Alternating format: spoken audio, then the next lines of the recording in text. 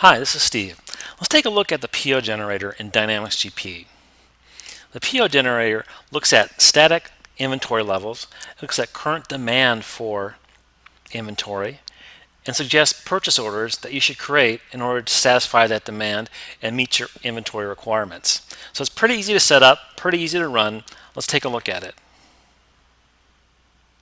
The setup involves going to every item and setting up specific attributes for that particular item having to do with PO generation.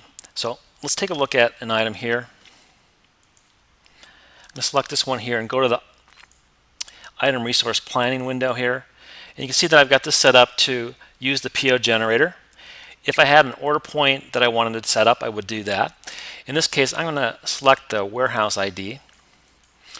And you can see here that I've got some order points set up to order level.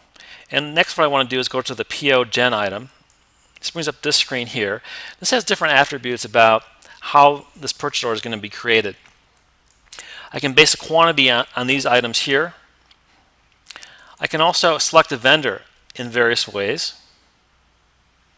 And the cost for the item on the PO can be selected also in various ways. The quantities that it's going to look at are based on these attributes here. So it's going to look at static quantities for demand in sales orders, and if you select allocations, back orders, and requisitions. So the next thing you need to do is actually run the PO generator. So let's do that. So I'm going to hit OK here and go to purchasing. I'm going to run the PO generator here, and let's just take a look at a few products. I'm going to select a small range here. And then I'm just going to run the process. So it suggests these two items should be purchased. Now if I want to, I can change the vendor, I could change the price, I could change the quantity if I wanted to. But I'm just going to accept these defaults and then hit generate purchase orders. It's going to show me a quick report of which items were generated into a purchase order, and you can see here I've got a purchase order where the one vendor includes these two items. So let's take a look at that purchase order. Go back to purchasing.